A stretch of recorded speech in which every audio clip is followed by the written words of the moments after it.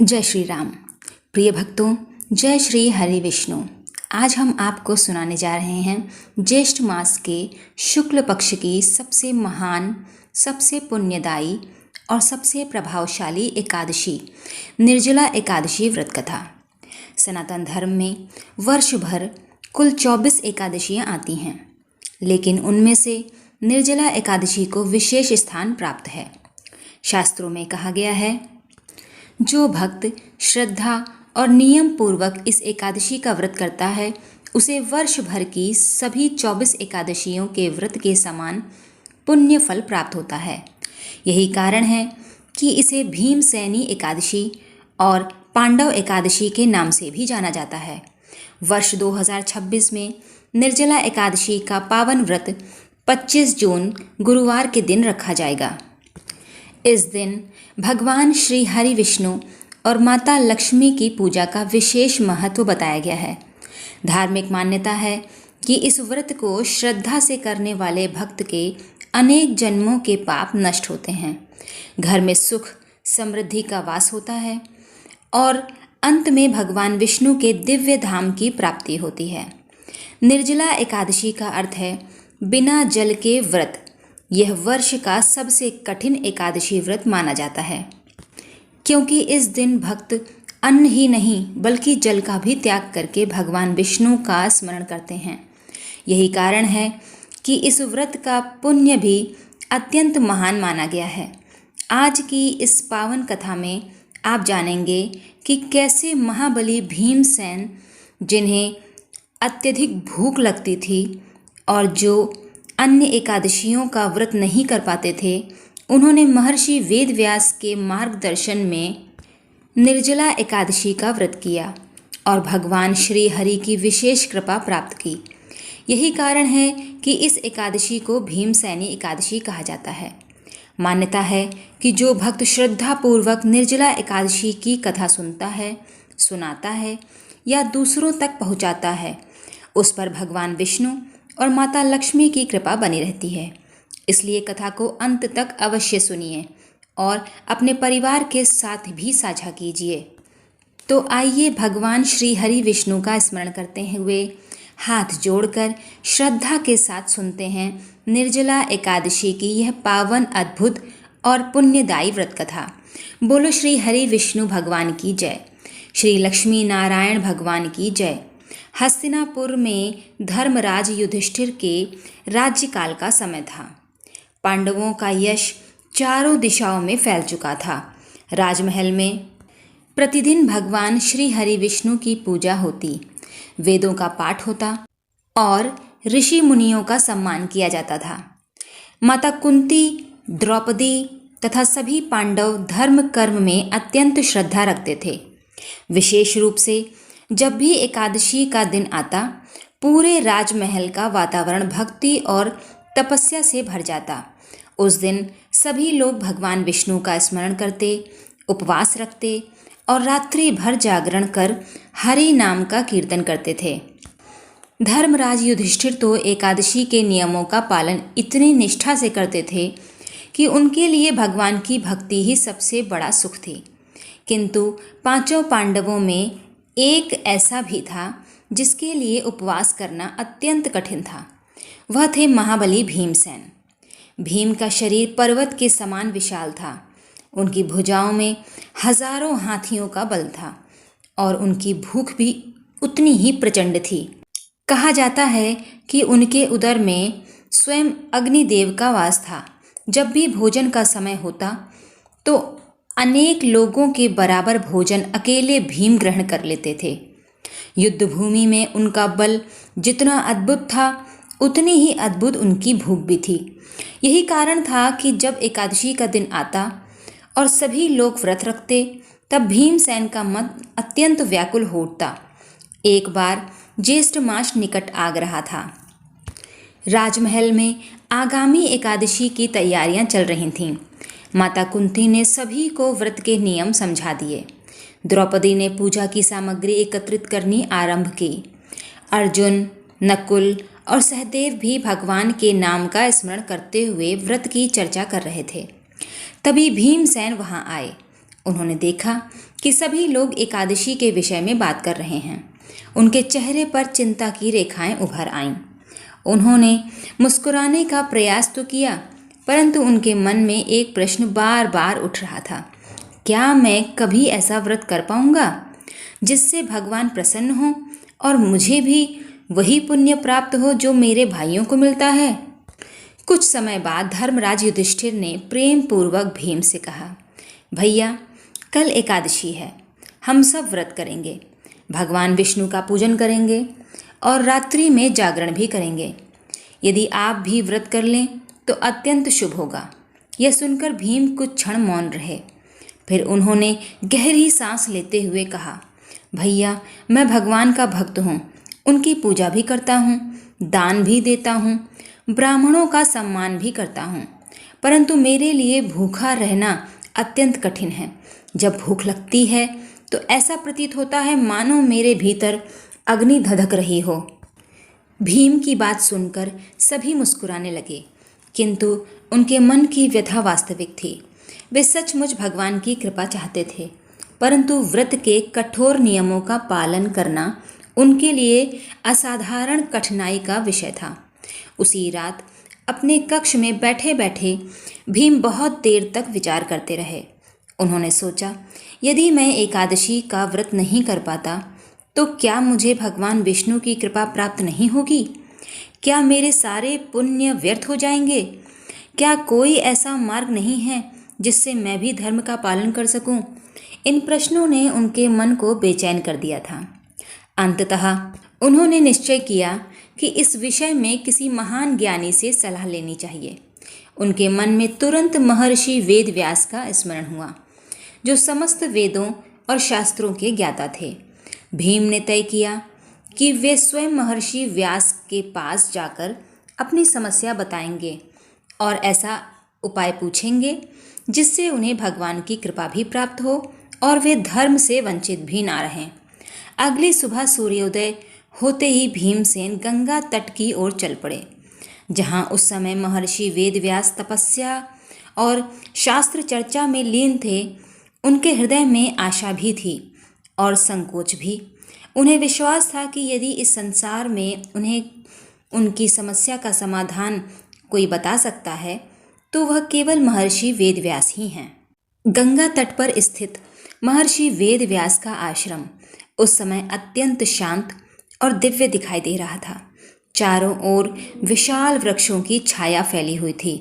मंद मंद बहती हुई पवित्र गंगा की धारा वातावरण को और भी पवित्र बना रही थी। अनेक ऋषि मुनि वहाँ वेदों का अध्ययन कर रहे थे। कुछ यज्ञ कुंड के समीप बैठकर मंत्रों का उच्चारण कर रहे थे और कुछ भगवान नारायण के ध्यान में लीन थे। ऐसा प्रतीत हो रहा था मानो पृथ्वी पर स्वयं स्वर्ग उतर आया हो। इसी दिव्य वातावरण के बीच महाबली भीमसेन आश्रम में पहुंचे। उनके मन में अनेक प्रश्न उठ रहे थे। आश्रम में प्रवेश करते ही उन्होंने देखा कि महर्षि वेदव्यास एक विशाल वट वृक्ष के नीचे आसन लगाकर बैठे हैं। उनके मुखमंडल से तेज निकल रहा था। उनकी आंखों में अद्भुत करुणा और ज्ञान की ज्योति चमक रही थी। उनके चारों ओर बैठे शिष्य बड़ी श्रद्धा से उनके उपदेश सुन रहे थे। भीमसेन ने आगे बढ़कर दोनों हाथ जोड़ लिए और श्रद्धापूर्वक उनके चरणों में दंडवत प्रणाम किया। महर्षि ने स्नेह भरी दृष्टि से भीम की ओर देखा और बोले, आओ पुत्र भीमसेन, तुम्हारा कल्याण हो। आज तुम्हारे मुख पर सामान्य दिनों जैसा उत्साह दिखाई नहीं दे रहा है। ऐसा प्रतीत होता है कि तुम्हारे हृदय में कोई गहरी चिंता है। निसंकोच कहो और बताओ मुझे। वेदव्यास जी के प्रेम पूर्ण वचन सुनकर भीम की आंखें नम हो गईं। उन्होंने विनम्र स्वर में कहा, भगवान, आप त्रिकालदर्शी हैं, आपसे कुछ भी छिपा नहीं है। फिर भी मैं अपनी समस्या आपके सामने रखना चाहता हूँ। मेरे बड़े भाई युधिष्ठिर, माता कुंती, द्रौपदी, अर्जुन, नकुल और सहदेव सभी एकादशी का व्रत बड़ी श्रद्धा से करते हैं। वे मुझे भी बार बार व्रत रखने के लिए कहते हैं, मैं भगवान विष्णु का भक्त हूँ, उनका स्मरण करता हूँ, दान पुण्य भी करता हूँ, ब्राह्मणों का सम्मान भी करता हूँ, परंतु मैं उपवास नहीं कर पाता। मेरी भूख इतनी प्रबल है कि एक समय भोजन ना मिले तो शरीर में कमजोरी आने लगती है। मैं युद्ध भूमि में हजारों शत्रुओं का सामना कर सकता हूँ, परंतु भूख के सामने स्वयं को असहाय पाता हूँ। भीम कुछ क्षण रुके और फिर बोले, गुरुदेव, मेरे भीतर जो अग्नि जलती है वह सामान्य नहीं है। ऐसा लगता है जैसे स्वयं अग्निदेव मेरे उदर में निवास करते हों। जब मैं भोजन नहीं करता तो वह अग्नि और भी प्रचंड हो उठती है। ऐसे में मेरा मन भगवान के ध्यान में भी नहीं लग पाता। इसलिए मैं आपकी शरण में आया हूँ। कृपा करके कोई ऐसा उपाय बताइए जिससे मुझे भी धर्म का फल प्राप्त हो सके। महर्षि वेदव्यास कुछ क्षण तक शांत रहे। उन्होंने ध्यान पूर्वक भीम की बात सुनी, फिर गंभीर स्वर में बोले, पुत्र भीमसेन, तुमने जो कहा वह सत्य है। तुम्हारी भूख सामान्य मनुष्य जैसी नहीं है, परंतु यह भी सत्य है कि एकादशी का महत्व सभी व्रतों में सर्वोच्च माना गया है। तभी भीम ने व्याकुलतावश पूछा, गुरुदेव, यदि कोई मनुष्य एकादशी का व्रत ना कर सके तो उसका क्या होगा?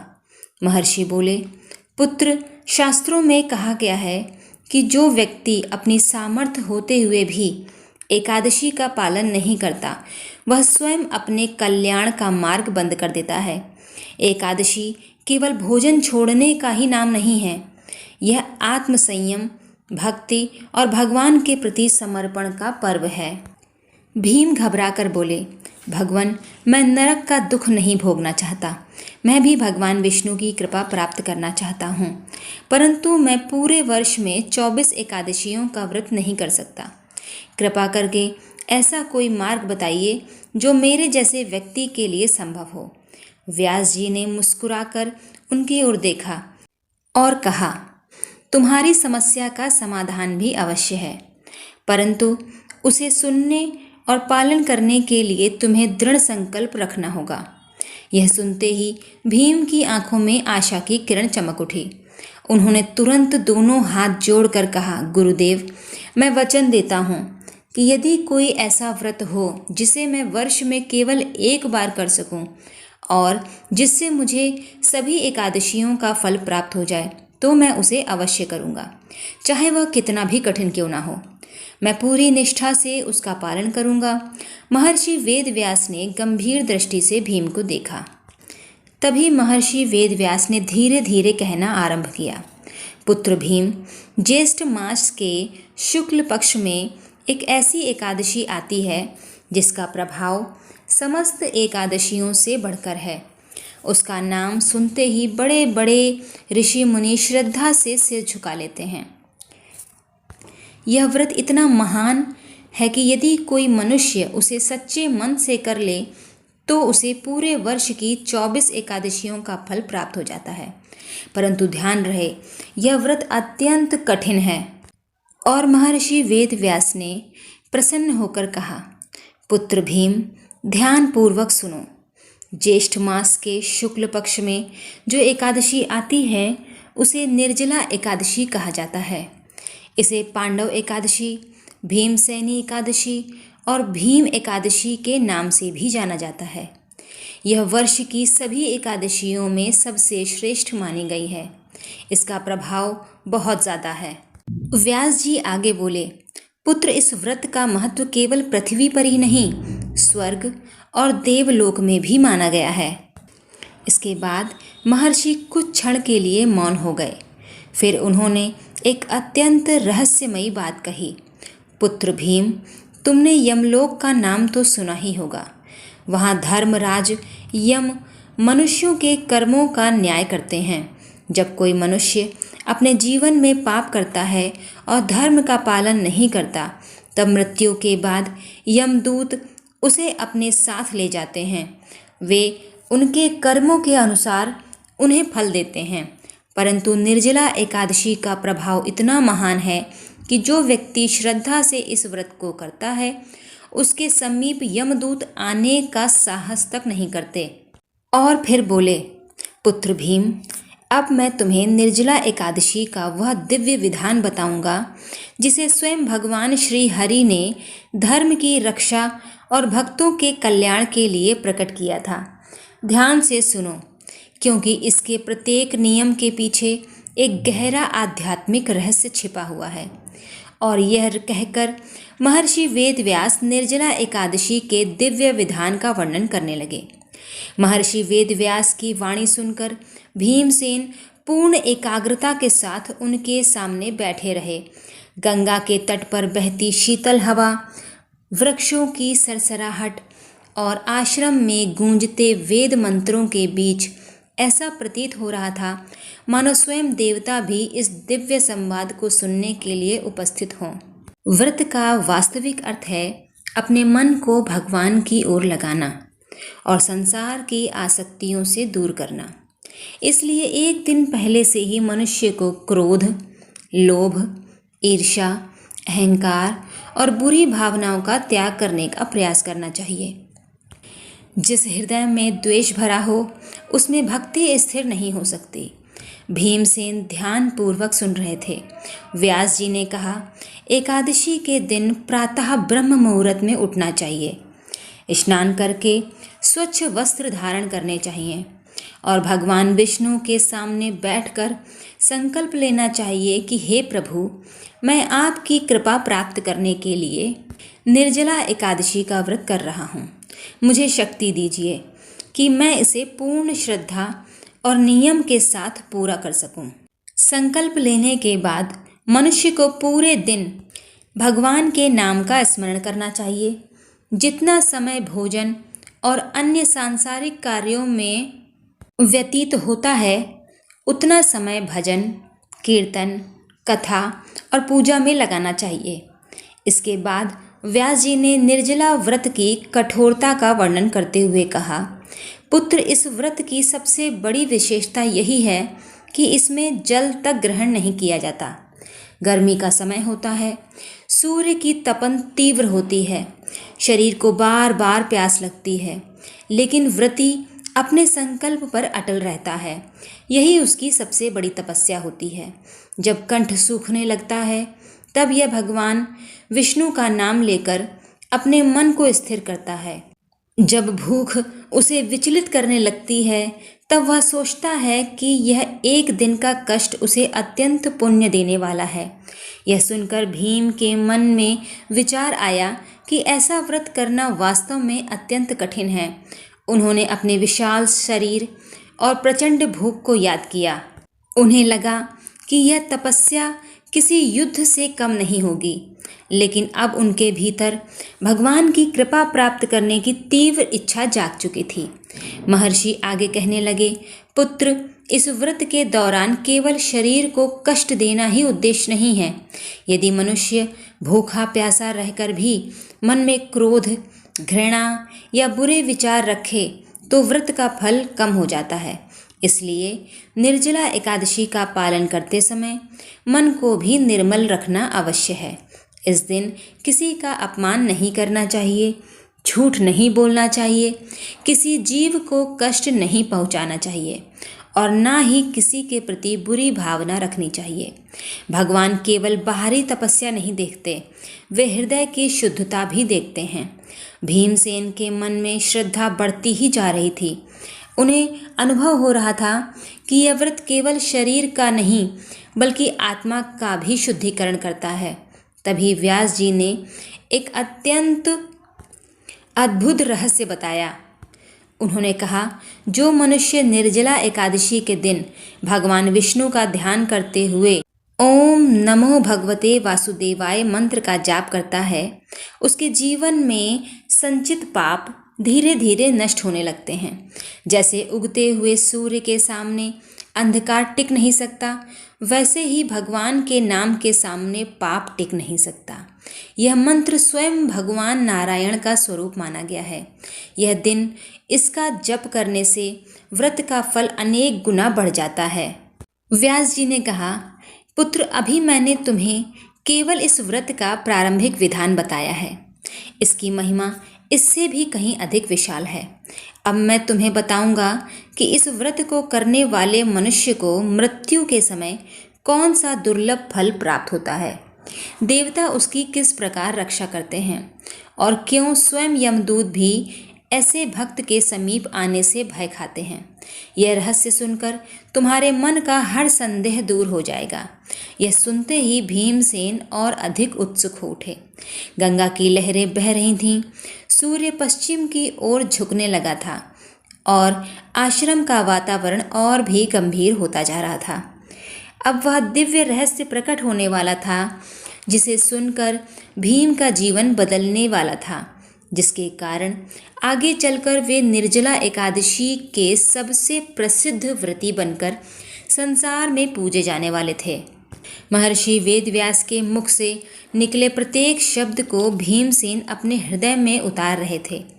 अब तक उन्होंने निर्जला एकादशी की महिमा, उनके नियम और उनके महत्व को सुन लिया था, परंतु उनके मन में अभी भी यह जानने की तीव्र इच्छा थी कि आखिर ऐसा क्या कारण है कि इस एक दिन के व्रत को पूरा वर्ष की सभी एकादशियों के समान फलदायक कहा जाता है।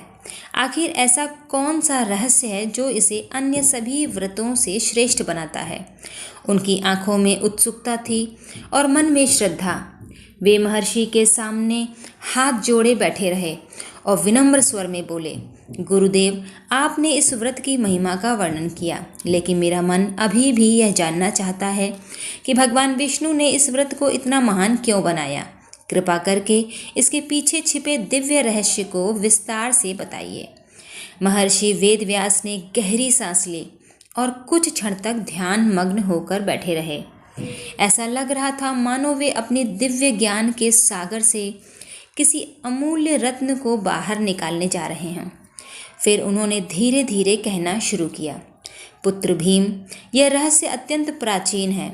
व्यास जी आगे बोले, एक समय देवताओं, ऋषियों और मुनियों ने भगवान विष्णु से प्रार्थना की थी कि कलयुग में मनुष्य की शक्ति कम हो जाएगी, उनका मन चंचल होगा, शरीर दुर्बल होगा और वे कठिन तपस्याएं करने में सक्षम नहीं होंगे।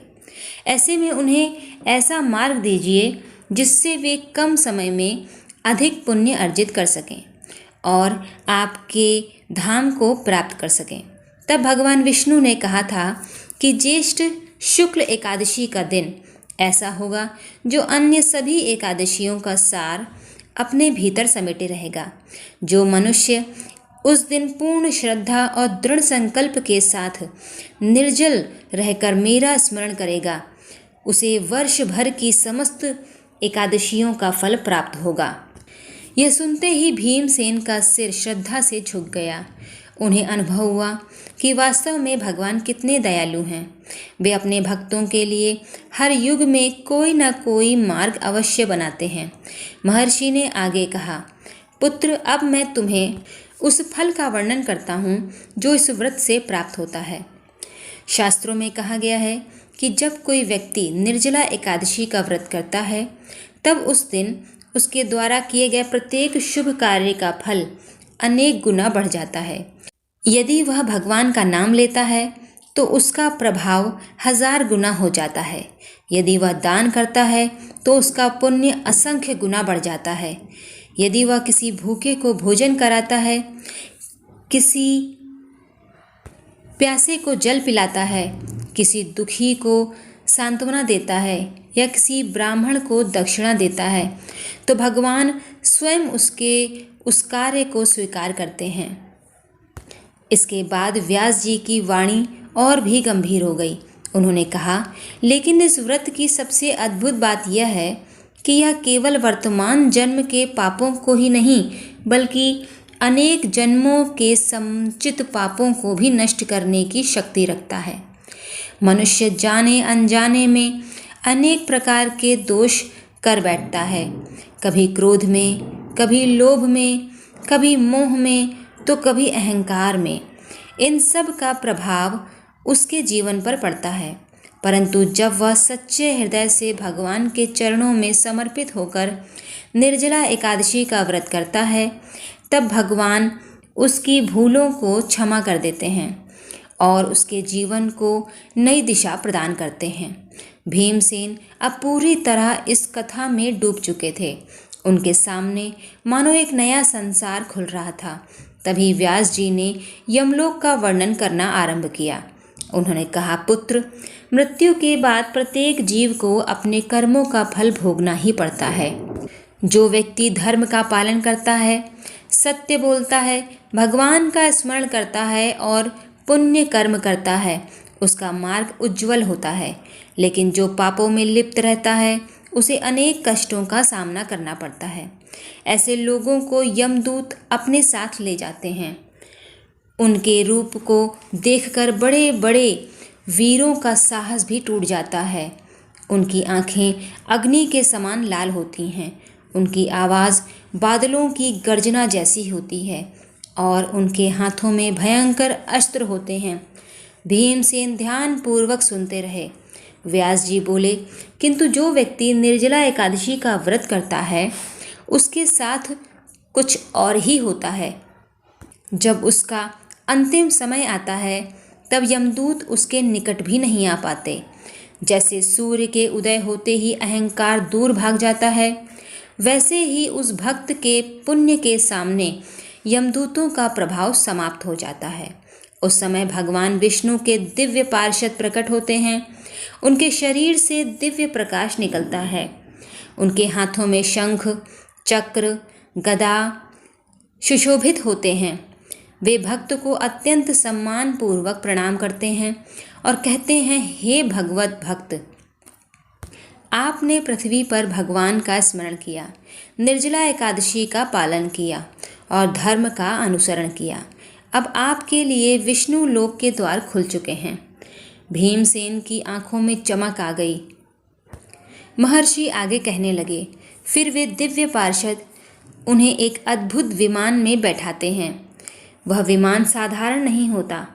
उसमें दिव्य प्रकाश होता है, सुगंधित पुष्पों की वर्षा होती है, मधुर संगीत गूंजता है और चारों ओर अलौकिक आनंद का वातावरण होता है। जैसे जैसे यह विमान ऊपर उठता है, वैसे वैसे संसार के सभी दुख पीछे छूटते जाते हैं। रोग, न शोक, न भय, न मृत्यु, कुछ भी उसके साथ नहीं जाता। केवल भगवान की कृपा उसके साथ रहती है। गंगा की लहरें बह रही थीं। यह सुनते सुनते भीमसेन की आंखों से आंसू निकल आए।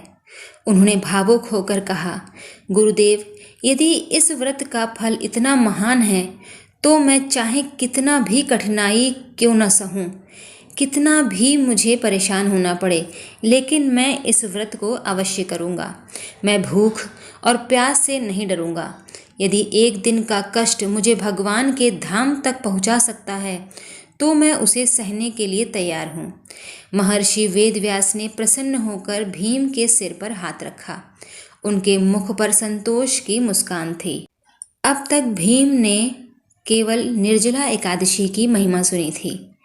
आगे उन्हें स्वयं इस व्रत को करना था।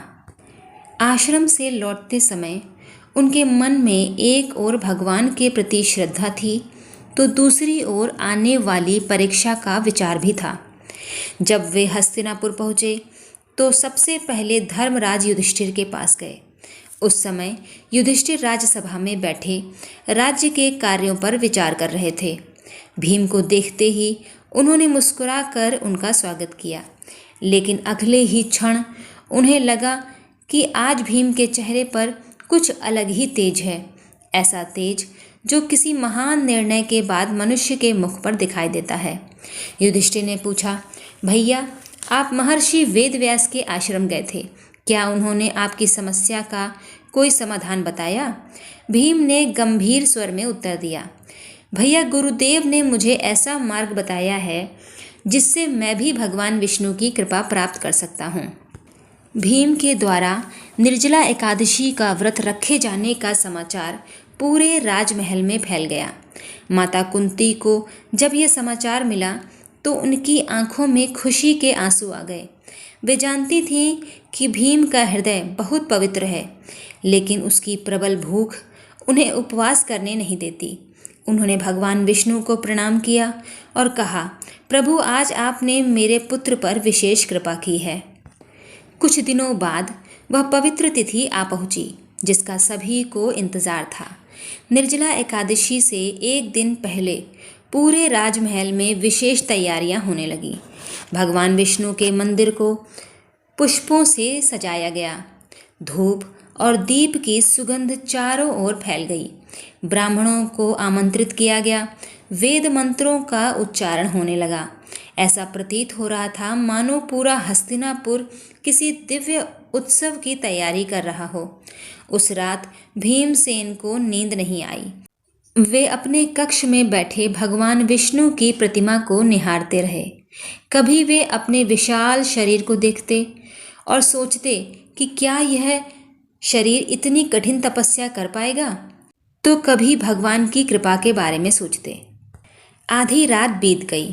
राजमहल के अधिकांश लोग सो चुके थे, लेकिन भीम जाग रहे थे।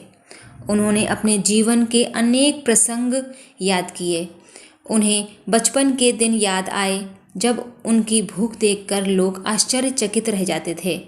अंततः ब्रह्म मुहूर्त का समय निकट था। भीम तुरंत उठ खड़े हुए। उन्होंने गंगा स्नान के लिए प्रस्थान किया। उनके साथ युधिष्ठिर, अर्जुन, नकुल, सहदेव और अनेक ब्राह्मण भी थे। गंगा तट पर पहुंचकर उन्होंने पवित्र जल में स्नान किया। शीतल जल के स्पर्श से उनका शरीर ताजगी से भर गया। स्नान के बाद उन्होंने दोनों हाथ जोड़कर सूर्य देव को प्रणाम किया और फिर भगवान विष्णु का ध्यान करते हुए संकल्प लिया कि हे हरि, आज मैं आपकी कृपा प्राप्त करने के लिए निर्जला एकादशी का व्रत करता हूँ। मैं अन्न का त्याग करूँगा, जल का त्याग करूँगा और पूरे दिन आपके नाम का स्मरण करूँगा। यदि मेरे भीतर कोई दुर्बलता आए तो मुझे शक्ति दीजिए। यदि मेरा मन डगमगाए तो मुझे स्थिर कीजिए। मैं यह व्रत अपने अहंकार के लिए नहीं बल्कि आपकी भक्ति के लिए कर रहा हूँ। संकल्प लेते ही उनके भीतर एक अद्भुत शांति का अनुभव हुआ। लेकिन वास्तविक परीक्षा अब शुरू होने वाली थी। सूर्य धीरे धीरे ऊपर चढ़ने लगा। एकादशी का दिन प्रारंभ हो चुका था। सुबह का समय तो किसी प्रकार बीत गया। भगवान की पूजा हुई, मंत्रों का जाप हुआ, ब्राह्मणों का सम्मान किया गया। भीम पूरी श्रद्धा से हर कार्य कर रहे थे। किंतु जैसे जैसे समय आगे बढ़ने लगा, उनकी परीक्षा भी कठिन होती गई। दोपहर का समय निकट आने लगा। सूर्य अपने प्रचंड रूप में आकाश के मध्य पहुंच गया। चारों ओर गर्मी की लपटें फैलने लगी। लोग बार बार जल पी रहे थे, लेकिन भीम ने अपने संकल्प के कारण जल की एक बूंद तक ग्रहण नहीं की। अब उनके कंठ में हल्का सूखापन महसूस होने लगा। उन्हें बार बार जल की याद आने लगी। फिर भी वे भगवान विष्णु का नाम जपते रहे। उन्हें अभी यह नहीं एहसास हुआ कि दोपहर के बाद उनकी परीक्षा और भी कठिन होने वाली थी। भूख और प्यास मिलकर उनके धैर्य को चुनौती देने वाली थी। उनका शरीर उन्हें बार बार हार मानने के लिए प्रेरित करेगा, लेकिन उनकी आत्मा भगवान की ओर बढ़ने के लिए पुकारेगी। और यही वह समय था जब महाबली भीमसेन के जीवन का सबसे कठिन आंतरिक युद्ध प्रारंभ होने वाला था। निर्जला एकादशी का पवित्र दिन आगे बढ़ रहा था। प्रातःकाल की शीतलता अब समाप्त हो चुकी थी और ज्येष्ठ मास का सूर्य अपने प्रचंड तेज के साथ आकाश में धधक रहा था। ऐसा प्रतीत हो रहा था मानो अग्नि स्वयं धरती पर उतर आई हो। महल की ऊंची दीवारें तप रही थीं, वृक्षों की छाया भी गर्म लग रही थी और पक्षी तक अपने घोंसलों में छिप कर बैठे थे। ऐसे समय में भीमसेन भगवान विष्णु के मंदिर में आसन लगाकर बैठे थे और निरंतर ओम नमो भगवते वासुदेवाय मंत्र का जाप कर रहे थे। उनके चेहरे पर श्रद्धा तो थी, लेकिन अब उनकी परीक्षा वास्तव में आरंभ हो चुकी थी। समय धीरे धीरे बीत रहा था। सुबह से उन्होंने अन्न का एक दाना नहीं खाया था। और जल की एक बूंद तक ग्रहण नहीं की थी। पहले पहर तो उनका मन भजन और मंत्र जाप में लगा रहा, लेकिन जैसे जैसे दोपहर निकट आने लगी, उनके शरीर ने अपनी प्रतिक्रिया दिखानी शुरू कर दी। उनके कंठ में सूखापन बढ़ने लगा, होंठ बार बार सूखते जा रहे थे, गला ऐसा लग रहा था मानो उसमें अग्नि जल रही हो। उन्होंने कई बार गहरी सांस ली और स्वयं को शांत करने का प्रयास किया। उसी समय महल के रसोई घर से भोजन की सुगंध आने लगी। द्रौपदी ब्राह्मणों और अतिथियों के लिए भोजन बनवा रही थीं। घी, खीर, पूड़ी और अनेक प्रकार के व्यंजनों की सुगंध वातावरण में फैल गई। सामान्य दिनों में यही सुगंध भीम के चेहरे पर मुस्कान ले आती थी, लेकिन आज वह उनके लिए परीक्षा बन गई थी। उनका मन एक पल के लिए विचलित हुआ। उन्हें लगा जैसे उनका शरीर कह रहा हो, बस एक बार भोजन कर लो, फिर कभी व्रत कर लेना। भीम ने तुरंत अपनी आंखें बंद कर लीं और भगवान विष्णु का स्मरण करने लगे। उन्होंने मन ही मन कहा, हे प्रभु, यह युद्ध मेरे और किसी राक्षस के बीच नहीं है। यह युद्ध मेरे अपने मन और मेरी इच्छाओं के बीच है। यदि आपने मुझे हजारों शत्रुओं पर विजय दिलाई है, तो आज मुझे स्वयं पर विजय पाने की भी शक्ति दीजिए। कुछ समय के लिए उनका मन स्थिर हो गया, लेकिन सूर्य की तपन बढ़ती जा रही थी। दोपहर हो चुकी थी। अब भूख और प्यास दोनों ने मिलकर उनके धैर्य पर आक्रमण करना शुरू कर दिया। उन्हें बार बार जल की याद आने लगी। गंगा का शीतल जल उनकी आंखों के सामने जैसे बार बार दिखाई देने लगा। उन्हें याद आने लगा कि किस प्रकार वे युद्ध के बाद कई कलश जल पी जाते थे। उनके मन में एक विचार आया, यदि मैं केवल एक घूंट जल पी लूं तो कौन देखेगा। लेकिन अगले ही क्षण उन्हें अपना संकल्प याद आ गया। उन्होंने तुरंत अपने मन को डांटा, नहीं, यदि मैंने यह व्रत भगवान के लिए रखा है तो इसे भगवान की कृपा से ही पूरा करूँगा। उसी समय अर्जुन वहाँ आए। उन्होंने देखा कि भीम का चेहरा कुछ थका हुआ लग रहा है। अर्जुन उनके पास बैठ गए और बोले, भैया आप ठीक तो हो? भीम ने हल्की मुस्कान के साथ कहा, अभी तक तो ठीक हूँ, लेकिन यह युद्ध आसान नहीं है। अर्जुन, मैंने जीवन में अनेक शत्रुओं से युद्ध किया है, लेकिन आज मुझे समझ में आ रहा है कि अपनी इच्छाओं पर विजय पाना सबसे कठिन युद्ध है। अर्जुन ने उनके कंधे पर हाथ रखा और कहा, यही तो इस व्रत की वास्तविक शक्ति है। भैया, जो स्वयं को जीत लेता है उसे संसार की कोई शक्ति पराजित नहीं कर सकती।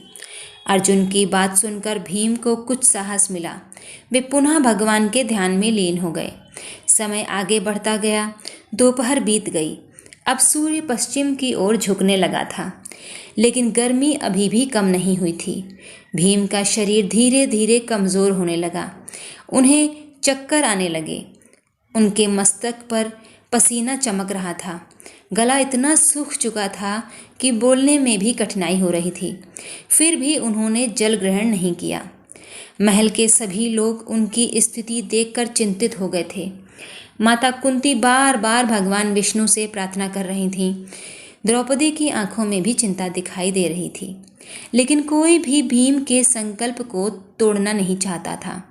संध्या का समय आ गया। आकाश लालिमा से भर उठा। मंदिरों में घंटियां बजने लगीं, शंखनाद होने लगा। भगवान विष्णु की संध्या आरती प्रारंभ हुई। भीम भी आरती में सम्मिलित हुए, लेकिन अब उनके शरीर की थकान स्पष्ट दिखाई दे रही थी। आरती के बाद वे मंदिर के एक कोने में बैठ गए और भगवान की प्रतिमा को निहारने लगे। कुछ देर बाद उन्होंने अनुभव किया कि उनका मन विचित्र स्थितियों में पहुंच गया है। शरीर कमज़ोर हो रहा था, लेकिन भीतर वही एक नई शक्ति भी जाग रही थी। जैसे जैसे शरीर की इच्छाएं शांत हो रही थीं, वैसे वैसे उनका मन भगवान की ओर निकट होता जा रहा था। उन्हें ऐसा अनुभव होने लगा कि संसार की सभी वस्तुएं क्षणिक हैं। भोजन, जल, धन, वैभव, शक्ति, सब कुछ एक दिन समाप्त हो जाता है, लेकिन भगवान का नाम और उनकी कृपा ही शाश्वत है। यह अनुभव उनके लिए बिल्कुल नया था। उन्होंने पहले कभी ऐसा आध्यात्मिक आनंद महसूस नहीं किया था। रात्रि होने लगी। एकादशी की रात प्रारंभ हो चुकी थी। महल में भगवान विष्णु का जागरण आयोजित किया गया। भजन कीर्तन होने लगे। ब्राह्मण वेद मंत्रों का पाठ करने लगे। सभी लोग भगवान की भक्ति में लीन हो गए। भीम भी वहीं बैठे रहे। वे भले ही शारीरिक रूप से कमज़ोर हो रहे थे, लेकिन उनके भीतर भक्ति का दीपक पहले से कहीं अधिक प्रज्वलित हो चुका था। किंतु उनकी सबसे बड़ी परीक्षा अभी बाकी थी। दिन भर की भूख और प्यास तो उन्होंने किसी प्रकार सह ली थी। अब पूरी रात बिना जल के बितानी थी। आधी रात के बाद उनका शरीर किस प्रकार प्रतिक्रिया करेगा, यह कोई नहीं जानता था, स्वयं भीम भी नहीं। लेकिन भगवान विष्णु अपने भक्त की परीक्षा को देख रहे थे और उसी रात कुछ ऐसा होने वाला था जो भीम के जीवन को सदा के लिए बदल देने वाला था। रात्रि का अंधकार धीरे धीरे पूरे हस्तिनापुर पर फैल चुका था। राजमहल में दीपक जल रहे थे। भगवान विष्णु के मंदिर में भजन कीर्तन चल रहा था और भक्तगण श्री हरि का गुणगान कर रहे थे। लेकिन इस दिव्य वातावरण के बीच महाबली भीमसेन अपने जीवन की सबसे कठिन परीक्षा से गुजर रहे थे। दिन भर की भूख और प्यास सहने के बाद अब उन्हें पूरी रात्रि भी निर्जल रहकर भगवान का स्मरण करना था। उनका कंठ पूरी तरह सूख चुका था। शरीर में थकावट बढ़ती जा रही थी और आंखों में भारीपन महसूस होने लगा था। फिर भी वे अपने संकल्प से तनिक भी पीछे नहीं हटे। वे बार बार भगवान विष्णु की मूर्ति को देखते और मन ही मन उनका नाम जपते रहते। जैसे जैसे रात गहराती गई, वैसे वैसे उनकी परीक्षा भी कठिन होती गई। आधी रात बीतने लगी। मंदिर में बैठे हुए अनेक लोग भजन करते करते थक गए थे, लेकिन भीम अभी भी वहीं बैठे थे। उनके मन में कई बार विचार आया कि बस एक घूंट जल मिल जाए तो शरीर को राहत मिल सकती है। लेकिन उसी क्षण उन्हें महर्षि वेदव्यास के शब्द याद आ जाते, जो इस एक दिन अपने मन और इंद्रियों पर विजय प्राप्त कर लेता है, उसे भगवान का विशेष आशीर्वाद मिलता है।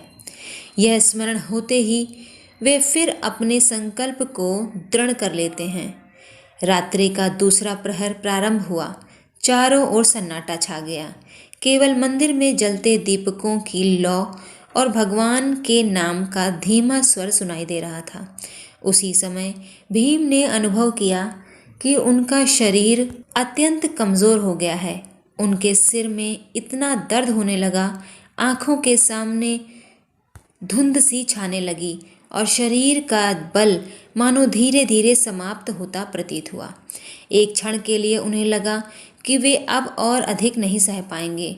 उन्होंने अपने दोनों हाथ जोड़ लिए और आंखें बंद करके भगवान विष्णु का स्मरण करने लगे कि हे प्रभु, यदि मैंने जीवन में कभी कोई पुण्य किया हो, यदि मेरे हृदय में आपके प्रति सच्ची भक्ति हो, तो मुझे यह व्रत पूरा करने की शक्ति प्रदान कीजिए। मैं अपने लिए नहीं, आपकी कृपा प्राप्त करने के लिए यह तपस्या कर रहा हूँ। मुझे अपने चरणों से दूर मत होने दीजिए। यह प्रार्थना करते करते उनका मन धीरे धीरे शांत होने लगा। तभी उनके भीतर एक अद्भुत अनुभव होने लगा। ऐसा लगा मानो उनके चारों ओर फैला हुआ अंधकार धीरे धीरे प्रकाश में बदल रहा हो। उनकी बंद आँखों के सामने एक दिव्य ज्योति प्रकट हुई। वह ज्योति सामान्य प्रकाश नहीं थी, उसमें अलौकिक शांति, करुणा और आनंद का अनुभव हो रहा था। भीम का मन उस प्रकाश में डूबता चला गया। उन्हें प्रतीत हुआ कि वे किसी दिव्य लोक में पहुंच गए हैं, जहां चारों ओर उज्जवल प्रकाश था। सुगंधित पुष्पों की सुगंध फैली हुई थी और वातावरण में मधुर संगीत गूंज रहा था। उस प्रकाश के मध्य उन्होंने एक दिव्य पुरुष का दर्शन किया। उनके 4 भुजाएं थीं, हाथों में शंख, चक्र, गदा और कमल सुशोभित थे। उनके मुख पर असीम करुणा और दिव्य तेज था। उनके दर्शन मात्र से मन के सभी भय समाप्त हो जाते थे। भीम समझ गए कि यह कोई साधारण दृश्य नहीं है। उनका हृदय श्रद्धा से भर उठा। वे भाव विभोर होकर उस दिव्य स्वरूप के चरणों में गिर पड़े। उनकी आंखों से आंसू बहने लगे। उन्होंने कांपते हुए स्वर में कहा, प्रभु, क्या वह सच है? क्या मैं वास्तव में आपके दर्शन कर रहा हूँ? तभी एक मधुर और करुणामयी आवाज़ उनके कानों में गूंजी, भीम, भय मत करो। तुम्हारी भक्ति और तुम्हारा संकल्प हमें प्रिय है। जिसने जीवन भर अपनी शक्ति का उपयोग धर्म की रक्षा के लिए किया हो, जो अपने परिवार और सत्य के लिए सदैव खड़ा रहा, वह हमारा भक्त है। आज तुमने अपने जीवन का सबसे कठिन युद्ध आरंभ किया है।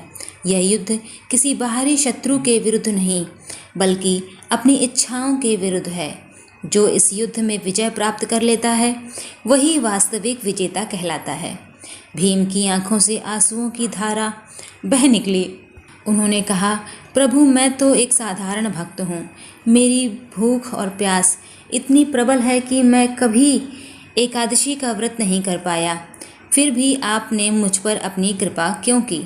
दिव्य स्वर पुनः सुनाई दिया। भीम भगवान को बाहरी शक्ति नहीं, हृदय की सच्चाई प्रिय होती है। अनेक लोग व्रत तो करते हैं, लेकिन उनके मन में अहंकार होता है। तुमने अपनी कमजोरी को स्वीकार किया, समाधान खोजा और श्रद्धा के साथ प्रयास किया। यही सच्ची भक्ति है। जो मनुष्य अपनी कमी को स्वीकार करके भगवान की शरण में आता है, उसे हम कभी निराश नहीं करते। यह सुनकर भीम का हृदय आनंद से भर गया। उनकी सारी थकान जैसे समाप्त हो गई। उन्हें लगा मानो कोई अदृश्य शक्ति उनके भीतर प्रवाहित हो रही हो। उनका मन पहले से कहीं अधिक दृढ़ हो गया। कुछ समय बाद वह दिव्य प्रकाश धीरे धीरे विलीन होने लगा। भीम ने हाथ जोड़कर कहा, प्रभु, मुझे अपने चरणों में स्थान दीजिए और मुझे यह व्रत पूर्ण करने की शक्ति दीजिए। उत्तर में वही मधुर स्वर सुनाई दिया, तुम्हारा संकल्प सफल हुआ। धैर्य रखो। भोर होने तक अपने मन को हमारे चरणों में स्थिर रखो।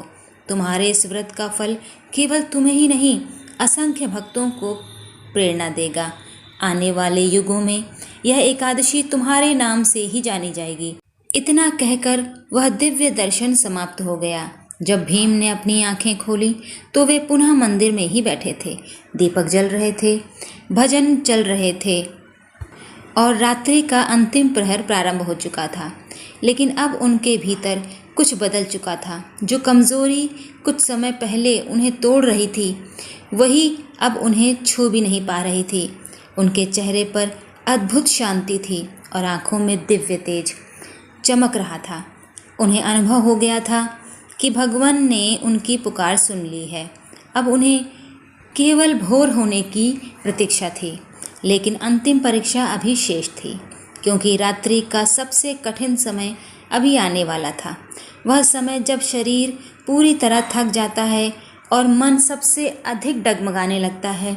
वही यह तय होने लगता है कि भीम अपने संकल्प को अंत तक निभा पाएंगे या नहीं।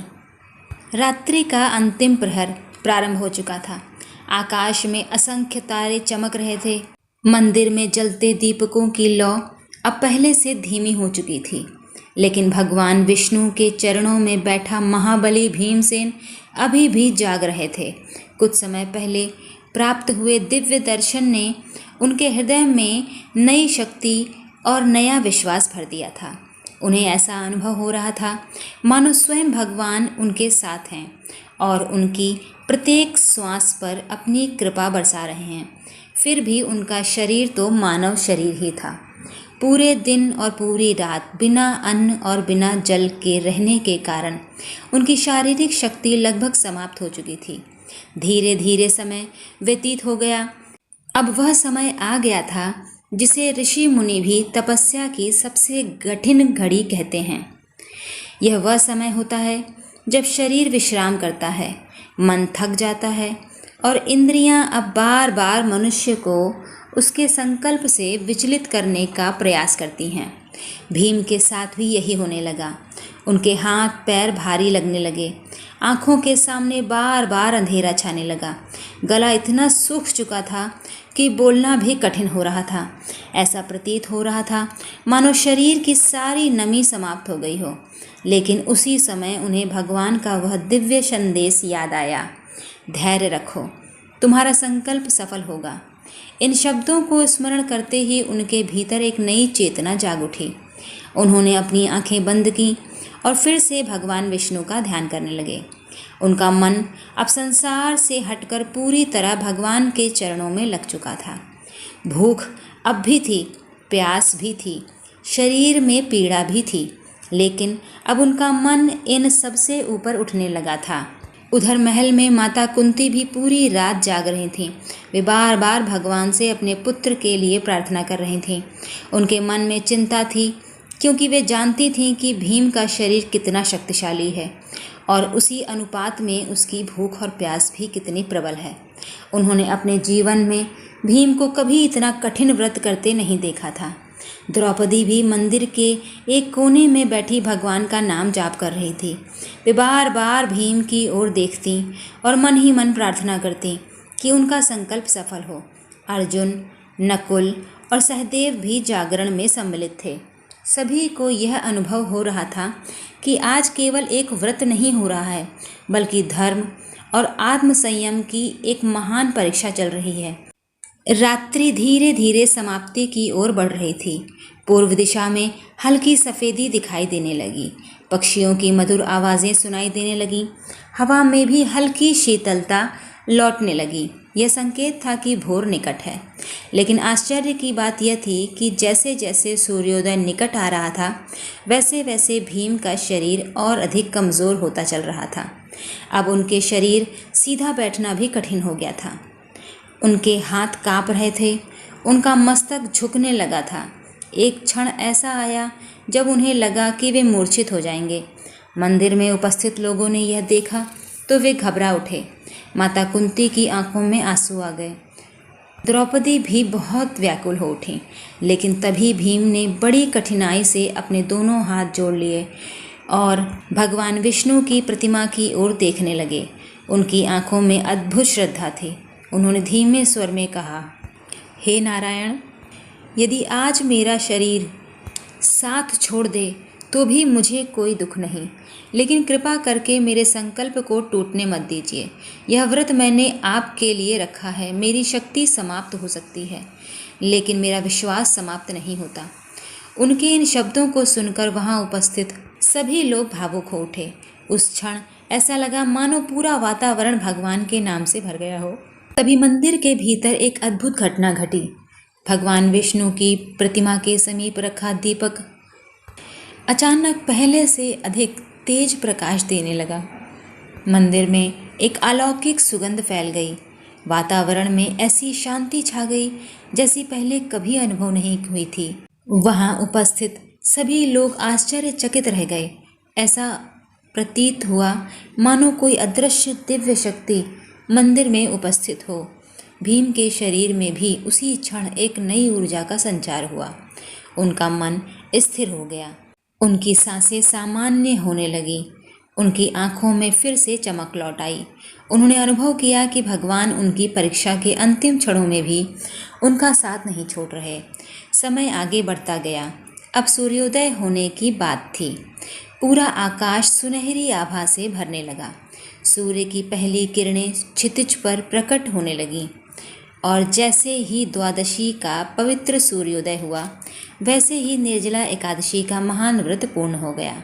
उस क्षण मंदिर में उपस्थित सभी लोगों के मुख से एक साथ जय घोष उठा, जय श्री हरि विष्णु, जय नारायण, धर्म की जय हो। भीमसेन ने भगवान के चरणों में दंडवत प्रणाम किया। उनकी आंखों से आनंद के आंसू बह रहे थे।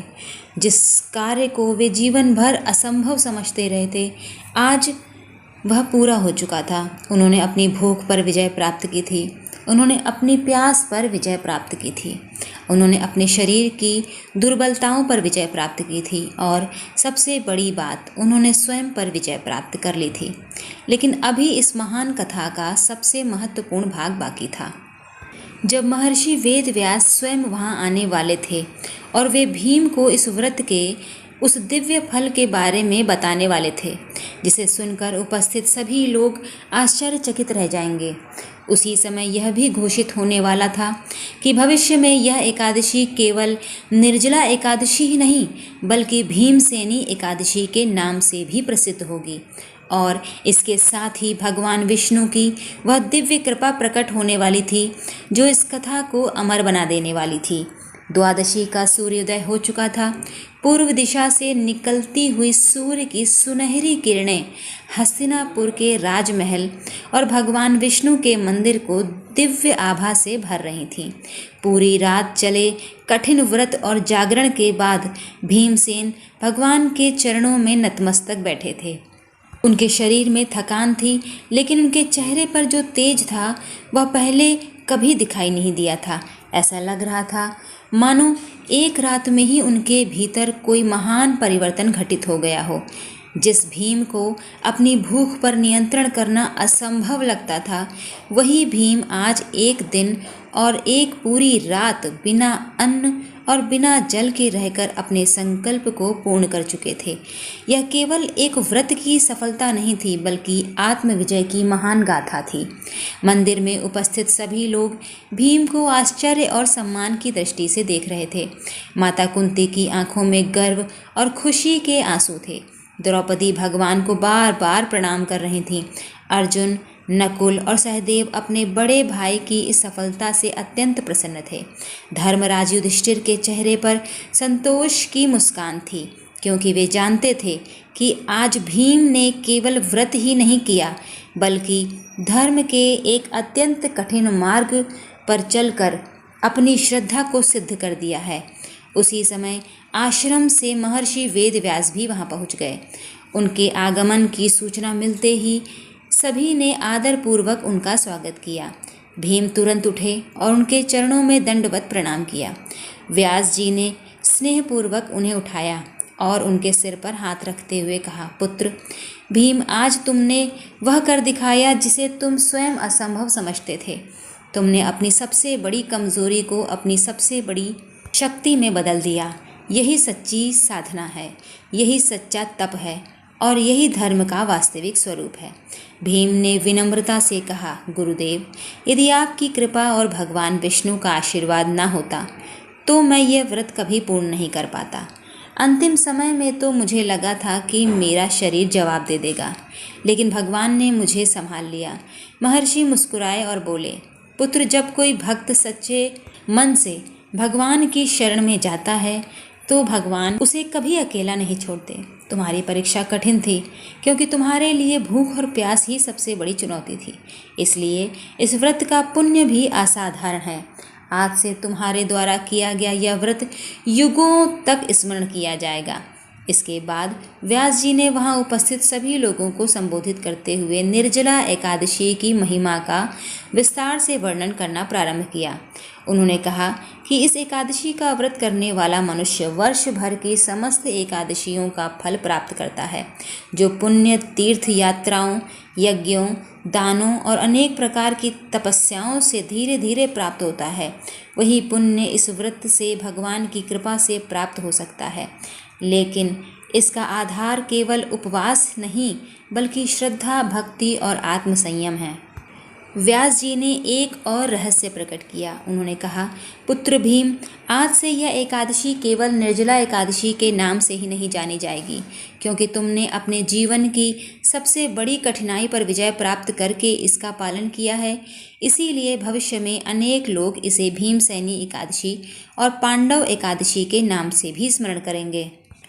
इसके बाद द्वादशी के नियमों के अनुसार दान पुण्य का कार्य प्रारंभ हुआ। भीमसेन ने अपने हाथों से जल से भरे कलश दान किए, ब्राह्मणों को वस्त्र, दक्षिणा और भोजन दिया, अनेक निर्धनों को अन्न वितरित किया गया, गौदान भी किया गया। पूरे हस्तिनापुर में ऐसा वातावरण बन गया मानो कोई महान धार्मिक उत्सव चल रहा हो। लोग भगवान विष्णु का नाम जप कर रहे थे और निर्जला एकादशी की महिमा का गुणगान भी कर रहे थे। जब सभी धार्मिक कार्य पूर्ण हो गए तब भीमसेन ने भगवान विष्णु के चरणों में बैठकर मन ही मन एक प्रार्थना की। उन्होंने कहा, हे प्रभु, आपने मुझे वह शक्ति दी जो मेरे पास कभी नहीं थी।